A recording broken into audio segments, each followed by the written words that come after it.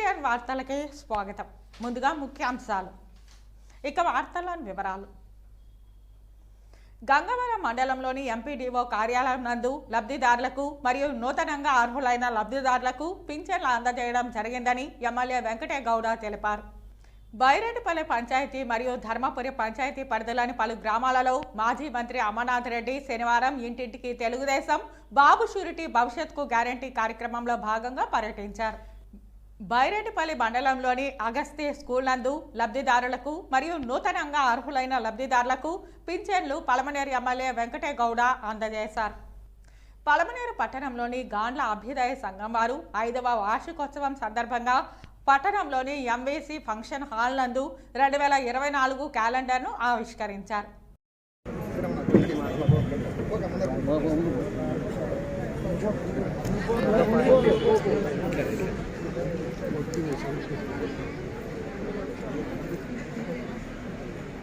ప్రతి నెల 1వ తేదీ తెల్లవారుజాము నుంచే వాలంటీర్లు ఇళ్ల వద్దకు వచ్చి మరీ పింఛన్ సొమ్ము అందజేస్తున్నారు. అవ్వాతాతలు వికలాంగులు పింఛన్ల కోసం రావాలంటే ఇబ్బందులు పడుతున్నారనే ఉద్దేశంతో జగనన్న వాలంటీర్లను ఏర్పాటు చేసి మీ ఇళ్ల వద్దకే వచ్చి పింఛన్లు ఇచ్చేలా చర్యలు తీసుకున్నారని తెలిపారు. టీడీపీ పాలనలో గంగవరం మండలంకి సంబంధించి 6,503 పెన్షన్లు ఇస్తే మన ప్రజా ప్రభుత్వం జగనన్న ప్రభుత్వంలో 8,440 పెన్షన్లు అందజేస్తున్నారని తెలిపారు.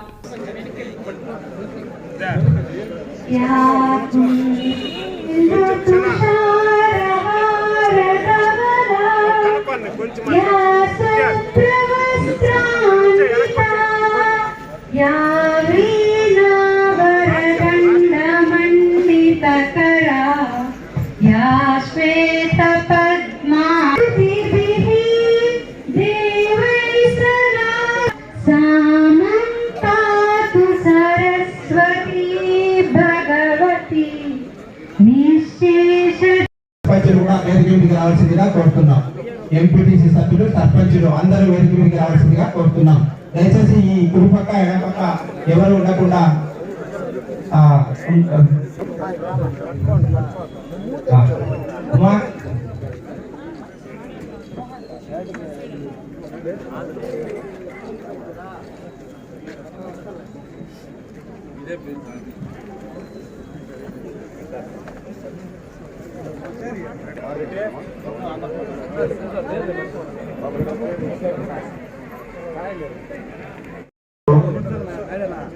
ఇక్కడికి వచ్చేసిన వైఎస్ఆర్ కార్యకర్తలు, లీడర్లు, ప్రజానికానికి, పెన్షన్దారులకు అందరికీ పేరు పేరున నా యొక్క ధన్యవాదాలు. ఈరోజు ఎంతో శుభసూక్ష్యం. మన మాట ఇస్తే అందరూ కూడా సుఖ సంతోషాలతో ఉన్నదంటే వర్షాలు మళ్ళీ మనకందరూ కూడా ఆయన బాగా బోర్లు మోటార్లు మనం ఎన్నిసార్లు రిపోర్ట్లు చేసినాం, రైతులందరూ కూడా గుర్తించుకోవాలా. కానీ చిన్న అవకాశాలు ఇచ్చిన ప్రజలందరూ కూడా అందరూ మాట్లాడాలి కాబట్టి అందరూ ధన్యవాదాలు తెలియజేసుకుంటూ జై జగన్. షూరిటీ భవిష్యత్తుకి గ్యారంటీ అంట. మీరందరూ కూడా గుర్తుపెట్టుకోవాలి ఈ మాట. ఆయనకే ఇద్దరు షూరిటీ ఇస్తే మన జైలు నుంచి బయటొచ్చినారు. అట్లాంటి ఆయన మనకి ఏం షూరిటీ ఇస్తారు చెప్పండి? మీరందరూ గమనించండి. ఆయన వయసు 73 సంవత్సరాలు. 73 సంవత్సరాలు ఈ రాష్ట్రానికి ఏమీ చేయలేదు. ప్రజలను మధ్య పెడుతూ పార్టీలతో పొత్తు పెట్టుకొని 2014లో బీజేపీ, జనసేన, తెలుగుదేశం అన్ని పార్టీలు కలిసి వచ్చి ఆ రోజు పొత్తులో ముఖ్యమంత్రి అయినటువంటి చంద్రబాబు నాయుడు గారు అంతకుముందు వాళ్ళ సొంత మామని 2 పోటీ పొడిచి ముఖ్యమంత్రి అయినటువంటి చంద్రబాబు నాయుడు. జగన్మోహన్ రెడ్డి గారు తండ్రి ఆశయాలను నెరవేర్చడానికి ఈ ఆంధ్రప్రదేశ్ ప్రజల భాగోగుల కోసం ఆయన ఏం రాజకీయాలకు రాలేదు. వచ్చిన ఆయన జగన్మోహన్ రెడ్డి లాగా ప్రజలకు సేవ చేయలేదు. గుర్తుపెట్టుకోండి. ఎందుకు ఈ మాట చెప్తున్నానంటే అవ్వదా ఈ రోజు ఒక మీ పెన్షన్ ఒక విషయమే కాదు నేను చెప్పేది. మీరందరూ కూడా గమనించాలి. 2019కి ముందు మీ గ్రామాల పరిస్థితి ఎలా ఉండేది? మీ గ్రామాల్లో ఎన్ని కట్టుకున్నారు? అప్పుడు మనం మీ గ్రామంలో ఎన్ని ఇళ్ళు కట్టుకున్నారు? ఎన్ని రోడ్లు వేసాం? ఎంత అభివృద్ధి జరిగింది? సచివాలయాలు వచ్చాయి, రైతు భరోసా కేంద్రాలు వచ్చాయి, హాస్పిటల్ కూడా మీ ఊళ్ళో కట్టించారు. అంతకు ముందు చంద్రబాబు నాయుడు ఎందుకు చేయకపోయారు? ఈ రోజు ప్రతి గ్రామంలో వాలంటీర్లు పెట్టి మీకందరికీ కూడా తెలుసా, గతంలో మీరు పెన్షన్ 1వ తేదీ పెన్షన్ ఇస్తున్నారా లేదా? ఇంత మంచి మనసు ఉన్నటువంటి జగన్మోహన్ రెడ్డి గారిని ఈ రోజు ప్రతిపక్ష నాయకులు మాట్లాడుతున్నారు. ఒకే ఒక గంగవరం మండలంలో మనం అధికారంలోకి రాకముందు 2019 మార్చి నెలలో ముఖ్య నాయకులకి చర్యలందరికీ కూడా చెప్తా ఉన్నా, తప్పుడు ప్రచారాలు మొదలుపెట్టారు. తెలుగుదేశం వాళ్ళ గ్రామాల్లో బయట నుంచి గ్రామాలు తెప్పించుకున్నారు. వచ్చి ఆ ఊళ్ళో వాడు కూడా మాట్లాడుకుంటూ ఉంటాడు. ఈసారి ఖచ్చితంగా తెలుగుదేశం గ్యారెంటీ వచ్చేస్తుంది, చంద్రబాబు నాయుడు ముఖ్యమంత్రి అయిపోతాడు అని చెప్తా ఉంటాడు. అంటే వాళ్ళు మాట్లాడకుండా చూసి పక్కన కూడా ఓటేస్తాడేమో అనే ఒక స్ట్రాటజీ దీన్ని, మౌత్ పబ్లిసిటీ అంటారు దీన్ని. ఇది స్టార్ట్ చేశారు ఇప్పుడు. అంటే అవ్వాతాతని, రైతుల్ని, చదువుకునే పిల్లల్ని అందరినీ కూడా ఈసారి బలి తీసుకుంటారు చంద్రబాబు నాయుడు వస్తే. గుర్తుపెట్టుకోండి, ఇది మాత్రం మీరు గుర్తుపెట్టుకోవాలి. అదేవిధంగా ప్రతి ఒక్క సర్పంచ్కి, ఎంపీటీసీకి, ముఖ్య అది నిజమా కాదా పరిశీలి చేసి అబద్ధం మాట్లాడితే అక్కడికక్కడే ప్రజలు తెలిసే విధంగా మీరు మాట్లాడాలని కూడా నేను తెలియజేసుకుంటూ, ఈ అవకాశం కల్పించిన మీ అందరికీ కూడా నేను ప్రత్యేకంగా ధన్యవాదాలు తెలియజేసుకుంటూ, అవ్వల కట్టా మీరు మళ్ళీ కూడా నన్ను ఆశీర్వదించాలని కూడా చేస్తూ కోరుకుంటూ సెలవు తీసుకుంటాను.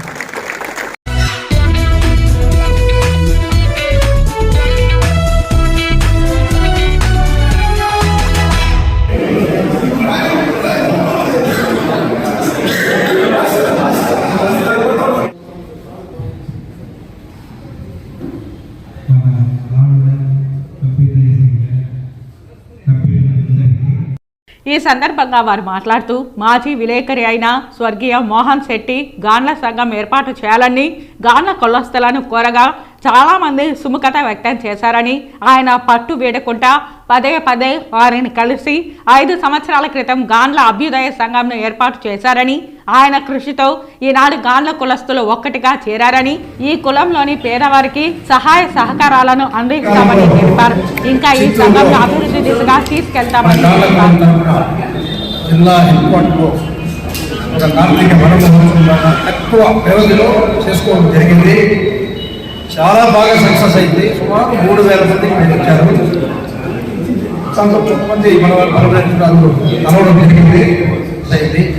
రెండోది నాకు తెలిసి మన జిల్లాలో మన గాన్ల కులస్తులు అంత ఎక్కువ సంఖ్యలో అక్కడ పాల్గొని అంత పెద్ద సభ జరిగిందని చాలా సంతోషము. రెండోది అక్కడ సౌకర్యాల్లో చాలా ఏమాత్రం మన కులస్తులకు ఏమాత్రం ఇబ్బంది లేకుండా బాగా ఆయన ఏర్పాటు చేశారు.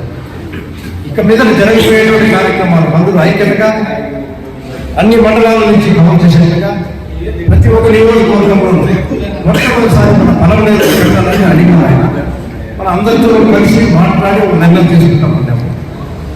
దానికి అందరికీ సహకారం అందించాలని కోరుకుంటూ ఈ అవకాశం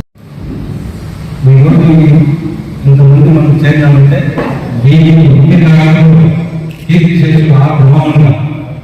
ఎందుకంటే నేను ఆ రోజు సంఘంలో వచ్చేదానికి నాకు ఇష్టం లేదు. మా పుల్లంతా ఎక్కువ మా వల్ల కాదు అంటే అట్లా కాదు. మీరంతా రావాలా, యూత్ రావాలా, మనం కూడా అందరితో కలవాలా. మన కుటుంబం మనమే కాదు 10 కుటుంబాలు కలిసి పిల్లలంతా సాఫ్ట్వేర్ బయట ఉన్నారు.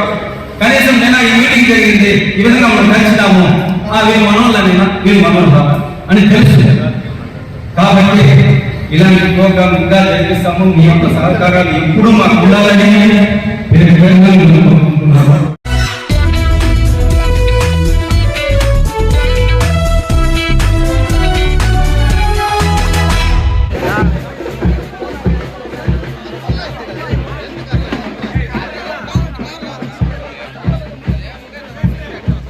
ఈ సందర్భంగా చీలంపల్లి, నాగిరెడ్డిపల్లి, మిట్టపల్లి, మరిమానుచేను, చింతలగుంట, మూల తిమ్మేపల్లి, ధర్మపురి, పిచ్చిగుండ్లపల్లి, తూర్పుగడ్డ గ్రామాలలో ఆయన పర్యటన సాగింది.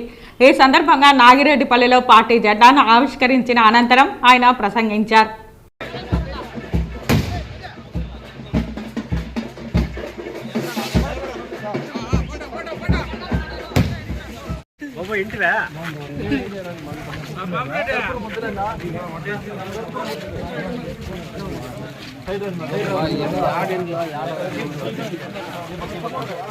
ఎవరు శాంక్షన్ చేసినా నిజంగా నాగిరెడ్డిపల్లి గ్రామం పైన ప్రేమ ఉంటే ఎన్నికైనటువంటి ప్రజాప్రతినిధులు ఎవరైనా ఈ రోజు కొత్తగా రోడ్డును శాంక్షన్ చేయాల్సిన అవసరం లేదు.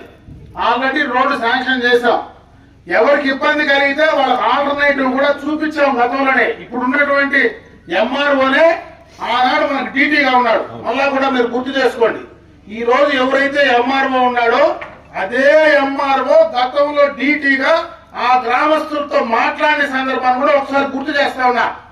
ఈ రోజు ఎవరైతే భూమి ఉందో ఇద్దరు కూడా చాలా బాగుంటారు. ఒకరు కుర్చీలో కూర్చోంటారు, ఒకరు కింద కూర్చుంటారు. తిత్తులో ఏం కావాలన్నా ఆయనకి ఇస్తా ఉంటాడు. మధ్యాహ్నం నుంచి తిత్తులో ఈయన వేసుకుంటా ఉంటాడు. అది మనకు అప్రస్తుతం. నిజంగా ఈ గ్రామానికి ప్రేమ ఉంటే ఎందుకు చేయలేకపోయినారో నాకు తెలియదు. కానీ అయితే నేను ఈ గ్రామస్తులకు పాటిస్తా ఉన్నా. రేపు ఖచ్చితంగా ఈ గ్రామానికి ఉండేటువంటి దారి ఏదో రకంగా పరిష్కారం చేసే దాంట్లో ఖచ్చితంగా మనం తీసుకుంటామని తెలియజేసుకుంటా ఉన్నా. ఇదే కాదు, ఇప్పుడు కిషోర్ 2-3 విషయాలు చెప్పినాడు. గతంలో ఎన్టీ రామారావు గారు తెలుగుదేశం పార్టీ వాళ్ళందరికీ ఒకటే నేర్పించినాడు. ఎన్నికలప్పుడే రాజకీయం చేయండి, ఎన్నికలు అయిపోయిన తర్వాత ఓటేసినోడు ఒకటే, ఓటైనోడు ఒకటే, అందరినీ సమానంగా చూడమన్నాడు. మమ్మల్ని పుట్టించిన పెద్దవాళ్ళు కూడా అదే చెప్పినారు. ఎన్నికలప్పుడే రాజకీయం చేయండి, ఎన్నికల తర్వాత ఓటేసినోడు మనకు సమానమే, ఈనోడు సమానమే, గ్రామాల్ని అభివృద్ధి చేయమని చెప్పినారు. ఆ పందాలోనే ఇన్ని రోజులు పోయినాం. ఈ గ్రామంలో మీకు ఉండేటువంటి పనులన్నీ కూడా ఆ రోజు నిజంగా ఇప్పుడు వీళ్ళు అనుకొని చేసినటువంటి పనులు గతంలో చేసింటే ఈ రోజు నేను తారు రోడ్లోనే వచ్చింటా, సిమెంట్ రోడ్లో వచ్చింటా. గ్రామానికి మనకు మంచి కోసం, న్యాయం కోసమే పనిచేసాం. అది తప్పో రైటో రేపు ఎన్నికల తర్వాత దానికి సంబంధించినటువంటి పర్యవసానాలు ఆ రోజు మనం ఆలోచించుకుందాం. నేను ఇంకోటి కూడా చెప్తా ఉన్నా. ఈరోజు మొత్తం కూడా రైతులు ఉన్నారు. ఇక్కడ ఈ గ్రామం మొత్తం కూడా రైతు కూలీలు ఉన్నారు, సెరికల్చర్ చేసేవాళ్ళు ఉన్నారు, ఇంటింటికి ఆవులు పెట్టుకొని పాలు పోసేవాళ్ళు ఉన్నారు. దాదాపు 40 క్యాన్లు ఈ ఊరు నుంచి పాలు పోసేటువంటి రైతులు ఉన్నారు. మళ్ళా కొత్తగా ఈ ప్రభుత్వం కాటెత్తింది, మీరు పాలు అమూలుకే పోయండి, లేకుండా ఉంటే మీకు లోన్ లేను, మీకు డాక్రావన్నీ కూడా మేము కట్ చేస్తామని మాట్లాడుతూ ఉన్నారు. అసలు మన ఆవు పాలు మనం పిండుకొని మనం ఎవరికి పోసుకుంటామో ప్రభుత్వానికి ఏం సంబంధమో నేను అడుగుతా ఉన్నా. జగన్మోహన్ రెడ్డి ఇంట్లో ఆవు కాదు కదా పిసికిచ్చేదానికి, లేదా ఎమ్మెల్యే ఇంట్లో ఆవా, లేదా ఎంపీ ఇంట్లో ఆవా. నా ఆవు పాలు ఫలానా చోట అమ్మాయి అని చెప్పేదానికి మన ఇంట్లో పొద్దున్నే ఆవు కట్టేసుకొని మనం పేడెత్తుకొని మనం పాలు పిండి మనం కసు వేసుకొని మన పాలు అమ్ముకోవాలన్న ప్రభుత్వానికి ఏం సంబంధమో అని అడుగుతా ఉన్నా. ఇట్లా బుద్ధి లేని ప్రభుత్వానికి ఓట్లేసిందని సిగ్గుపడాలి మనం. కనీసం భూములకు బొమ్మేస్తుంది. పట్టాదారు పుస్తకాలు చూసింటాం నిన్న మొన్న. మన తాతలు ముత్తాతలు సంపాదించిన భూమికి జగన్మోహన్ రెడ్డి బొమ్మేసుకొని మనం ఇంట్లో పెట్టుకోవడమా లేదా? మనకు అవసరమా? మన భూమికి మన తాతలు మన ముత్తాతలు సంపాదించిన భూమికి జగన్మోహన్ రెడ్డికి మన భూమికి ఏమయ్యా సంబంధమో? దాని బొమ్మేస్తే సరే పోతే పోనీలంటే ఈ రోజు నువ్వు పాలు ఫలాన్ని చోట పోయమంటావు, రేపు పొద్దున నువ్వు ఇంటింటికి స్టిక్కర్లు అతికిస్తా ఉన్నారు. ఇప్పుడు 4 ఏళ్లుగా మామూలుగా దానికి ఒక చట్టం ఉంది. ఒకవేళ భూమి నీది కాకపోయినా ఆది నీది కాకపోయినా 12 సంవత్సరాల అనుభవంలో ఉంటే అడ్వాన్స్ పొజిషన్ వస్తుందంట. అట్లా 4.5 సంవత్సరం నుంచి మన ఇంటికి అతికిస్తా ఉన్నాడు బొమ్మ. రేపు ఆ ఇల్లు కూడా నాదే అంటే మనం ఎవరికి చెప్పాలా? మనం కట్టుకుని ఇల్లు. నీ బొమ్మ నా ఇంటికి ఎందుకు? నా భూమికి నీ బొమ్మ ఎందుకు? నా పాలు అమ్ముకునేది నీ పర్మిషన్ ఎందుకు? జగన్మోహన్ రెడ్డి కనీసం బుద్ధుండి పనులు చేస్తావా? బుద్ధి లేకుండా ఈ పనులు చేస్తావా? ఆలోచించాల్సినటువంటి పరిస్థితి నేను ఆలోచించుకోమనే చెప్తా ఉన్నా. అప్పుడే చెప్పా, ఉపాధి హామీ కూలీలు చేసుకునే పని దాంట్లో నీకు నాకేమి పని? ఎమ్మెల్యేలకి ఏం పని, ఎంపీపీలకి ఏం పని, జెడ్పీటీసీలకి ఏం పని, సర్పంచులకి ఏం పని? సర్పంచులు కావాలంటే దానికి సంబంధించిన బిల్లులు ఇవ్వాల. ముఖ్యమంత్రికి ఏం పని అంటే వాడు కూలి చేసుకునే పని కూడా నువ్వు చెప్పి నీ దగ్గర పర్మిషన్ తీసుకొని కూలి చేయాలా? ఎట్లా ఇసుక తోలుకుంటా ఉన్నావు? నువ్వే నీ పర్మిషన్ తీసుకునే తోలుకోవాలా? అది ఎట్లా ఇసుక తోలుతా ఉన్నారు? ఆ ఇసుక తోలేదంతా పర్మిషన్ లేకుంటే తోలలేము. కనీసం చెరువులో ఒక లోటు మన్ను తోలుకోవాలన్నా కూడా వాళ్ళ పర్మిషన్ ఉండాలా, వాళ్ళ ట్రాక్టరే తోలాలి, ఇంకో ట్రాక్టర్ తోలకూడదు. చంద్రబాబు నాయుడు లాంటి వాడి పైన తప్పుడు కేసులు పెట్టి 55 దినాలు జైల్లో పెట్టారు. నా మీద 35 ఉన్నాయి కేసులు. రౌడీ షీట్లు ఓపెన్ చేస్తే 15 షీట్లు ఓపెన్ చేయాలి. నా మీద 35 కేసులు పెట్టారు. మొన్న ఆయన వెనకంటే పోయిన దానికి అటెంప్ట్ మర్డర్ చంపేదానికి పోయినా అంటే ఆయన చంపేదానికి పోయినా, నేను చంపేదానికి పోయినా.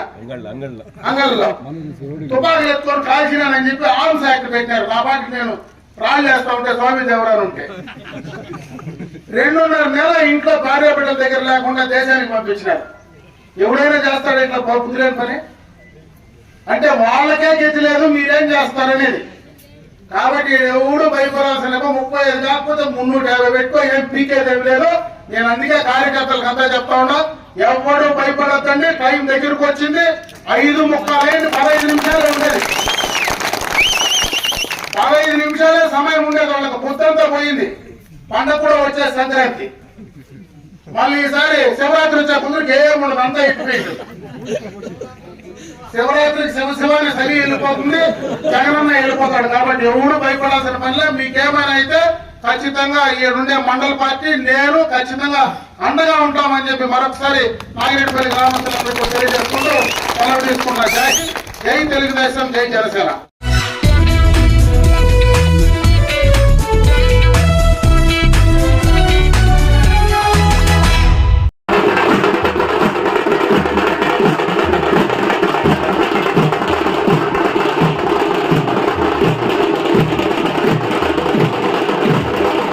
సీఎం వైఎస్ జగన్ అధికారంలోకి వచ్చిన రోజు నుంచి అవాతాత పింఛన్లు ఏటా 250 రూపాయలు పెంచుకుంటూ పోతామని ఇచ్చిన మాట చివరి విడత అమల్లో నిలబెట్టుకున్నారని తెలిపారు. టీడీపీ పాలనలో బైరెడ్డిపల్లి మండలంకి సంబంధించి 6,371 పెన్షన్లు ఇస్తే మన ప్రజా ప్రభుత్వం జగనన్న ప్రభుత్వంలో సుమారు 7,982 పెన్షన్లు అందజేస్తున్నామని తెలిపారు. ఉద్యోగుల జీతాలు ఒక్కోసారి ఆలస్యం అవుతున్నాయేమో కానీ పెన్షన్లు మాత్రం ఆలస్యం కావడం లేదని తెలిపారు. అందరికీ మంచి చేశాడు కాబట్టే మీ కుటుంబానికి మేలు జరిగి ఉంటేనే నాకు ఓటు వేయండి అంటూ జగనన్న ధైర్యంగా అడుగుతున్నాడని పేర్కొన్నారు. వచ్చే ఎన్నికల్లో మీ బిడ్డలుగా వైఎస్ జగన్మోహన్ రెడ్డి మరియు నన్ను ఆశీర్వదించి మాకు అండగా నిలబడండి అని అన్నారు.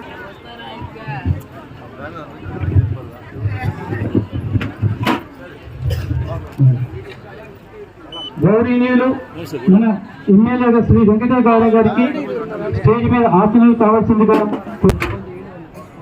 గౌరవనీయులు శ్రీమతి రెడ్డమ్మ కృష్ణమూర్తి డిసిసి చైర్పర్సన్ గారిని స్టేజ్ మీద ఆశించవచ్చు. అందరికీ నమస్కారం. వేదిక పైకి మండలంలోని సర్పంచులు, ఎంపీటీసీలు, జెడ్పీటీసీ సభ్యులు కేశవన్న గారికి, డిసిసిబి చైర్మన్ శ్రీమతి రెడ్డమ్మ కృష్ణమూర్తి గారికి, వైస్ ఎంపీపీ నారాయణ స్వామి గారికి,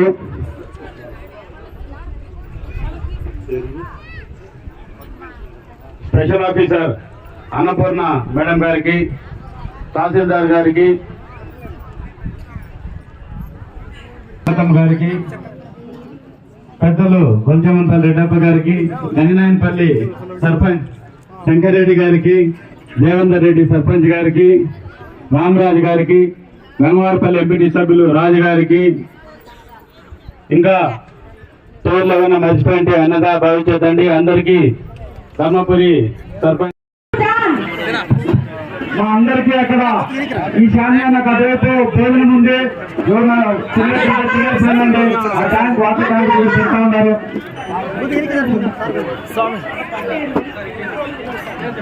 దీంతో సంబంధించిందిగా కోరుకుంటాము. మా ట్యాంక్ మీద పెడతా ఉన్నా చూడండి.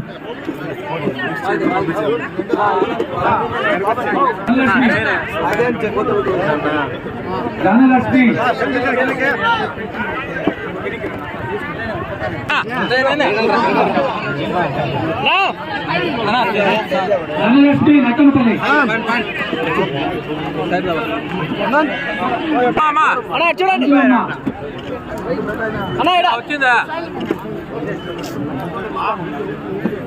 మంజులమ్మ 10 నెలల పబ్బం గడుపుకొని లాస్ట్ ఎన్నికల సమయంలో జగన్మోహన్ రెడ్డి గారికి మళ్ళీ అవ్వాతాత ఎక్కడ పట్టం కడతారో, మళ్ళీ ఆయనకి ఎక్కడ ఓట్లు వేస్తారో, ఆయన ఎక్కడ ముఖ్యమంత్రి అయిపోతాడో అని భయపడి ఆఖరి నెలలో మీ అందరికీ కూడా 2000 రూపాయలు ఇచ్చారు.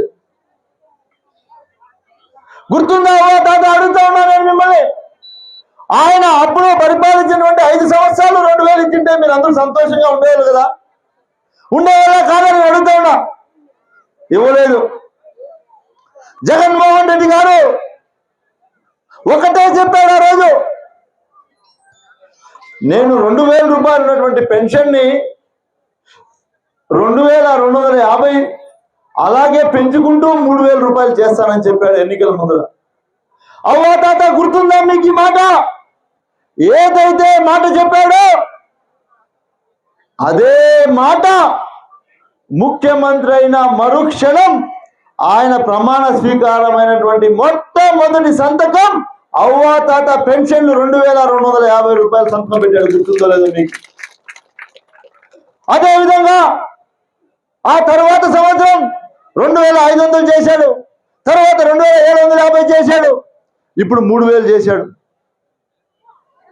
జగన్మోహన్ రెడ్డి గారు ఏదైతే ఎన్నికల సమయంలో మాట ఇచ్చాడో, మీరు అందరూ కూడా రైతులు కావచ్చు, విద్యార్థులు కావచ్చు, యువత కావచ్చు, అందరూ కూడా గుర్తుపెట్టుకోవాల్సింది ఒకటే, ఎన్నికల సమయంలో జగన్మోహన్ రెడ్డి గారు ఏదైతే మాట చెప్పాడో వాటినన్నిటినీ కూడా 98% పూర్తి చేసినటువంటి ఘనత జగన్మోహన్ రెడ్డి గారిని గుర్తుపెట్టుకోండి. ఎందుకు ఈ మాట చెప్తున్నానంటే మీరందరూ కూడా ఇది వినాలా.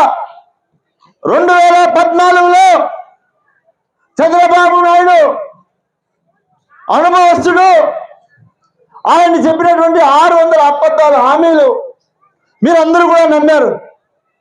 ఎన్నికల సమయం వస్తే చంద్రబాబు నాయుడు మైకెత్తుకొని ఏమేం చెప్పాడో మీకు గుర్తుందా? తాత నేను అడుగుతాను మిమ్మల్ని అందరినీ. ఆ రోజు మైకెత్తుకొని ఇలా చూసి యువతను చూసి ఎవరైతే యువత ఉన్నారో ఇంటికి ఒక ఉద్యోగం ఇస్తానని చెప్పాడు ఆ రోజు చంద్రబాబు నాయుడు. ఎంతమంది ఇళ్లలో ఉద్యోగాలు వచ్చాయి నేను అడుగుతా ఉన్నా. ఈరోజు ఉద్యోగం రాకపోతే నిరుద్యోగ భృతి 2000 ఇస్తానని చెప్పాడు. ఎంతమందికి నిరుద్యోగ భృతి ఇచ్చాడు? ఒక్కరు కూడా ఇవ్వలేదు. అది అట్లా పోని. రైతులను చూశాడు, రైతు రుణమాఫీ చేస్తా మీ పాస్ బుక్లు తెచ్చి మీ ఇంటికి ఇస్తానని చెప్పాడు. చెప్పాడా తాత? చెప్పాడా చంద్రబాబు నాయుడు? ఎంతమందికి రైతు రుణమాఫీ చేశాడు? తర్వాత మహిళలు, డోక్రా గ్రూపుల్లో ఉండే అక్క చెల్లెములు, వాళ్ళు ఎంతో కష్టపడి ఎన్నో సంవత్సరాలుగా గౌరవం కాపాడుకున్న ఆ ఊర్లో వాళ్ళ ఎన్నో కష్టాలు ఒడిదుడుకుల మధ్యలో ఆ గ్రూపులలో గౌరవంగా బతుకుతున్నటువంటి అక్క చెల్లెములందరినీ కూడా అవమానం పరిచేటువంటి వ్యక్తి చంద్రబాబు నాయుడు కాదని అడుగుతా ఉన్నా. డోక్రా రుణమాఫీ చేస్తానని చెప్పాడు. అక్క చెల్లెములు ఎవరు ఆ రోజు గ్రూపులో డబ్బులు కట్టలేదు. నువ్వు అధికారంలోకి వచ్చిన తర్వాత డోక్రా రుణమాఫీ చేసావా? చేయలేదు. ఇంకా మోసం. ఇట్లా చూసి అవ్వా నీ మెల్ల చేయనేమైంది అని అడిగాడు. బంగారు కుదువు పెట్టేశాను బ్యాంకులో ఉంది అని చెప్పింది ఆ అవ్వ. అవ్వా నువ్వు నాకు ఓటే, మనం అధికారంలోకి వస్తానే నువ్వు కుదువ పెట్టిన బంగారు నీ బీరువాలో తెచ్చి పెడతానని చెప్పాడు. ఎంతమంది బంగారు బీరువాలో తెచ్చి పెట్టాడు చంద్రబాబు నాయుడు అడుగుతాను నేను. నిజమా కాదమ్మా? చంద్రబాబు నాయుడు చెప్పేదంతా కూడా ఇలాంటి మాయ మాటలే. గుర్తుపెట్టుకోండి, ఎన్నికల దగ్గర వచ్చిందంటే అన్ని అబద్ధాలే చెప్తాడు. మీరు ఏదైనా మాటలు నమ్మి మోసపోతే మన నెత్తిని మనం మున్నేసుకున్నట్లే చంద్రబాబు మాట నమ్మితే. ఎందుకు ఈ మాట చెప్తా ఉన్నానంటే అవ్వ తాత అన్నలారా మీరందరూ గుర్తుపెట్టుకోవాల్సింది ఒకటే, జగన్మోహన్ రెడ్డి గారు చెప్పినటువంటి మాట ఈరోజు నెరవేర్చాడా లేదా? ఎన్నికలు అయిపోయిన తర్వాత ముఖ్యమంత్రి అయిన తర్వాత గ్రామాల్లో ఎంత అభివృద్ధి జరిగింది? మీ ఊర్లలో మీకు అందరికీ తెలుసు. మీరు పుట్టినప్పటి నుంచి మీ ఊర్లలో స్కూల్ ఎట్లుండింది మీరే చెప్పండి. మీ పాఠశాలలు ఎలా ఉండింది? ప్రభుత్వ పాఠశాల ఎలా ఉండింది? ప్రభుత్వ పాఠశాలల్లో విద్య ఎలా ఉండింది? ఈ రోజు ప్రభుత్వ పాఠశాలలో మీ మనమళ్ళు కానీ మీ బిడ్డలు కానీ చదివే స్కూల్ ఎలా ఉన్నాయి మీరే చెప్పండి. వాళ్ళకు మంచి భోజనం పెడతాం లేదా?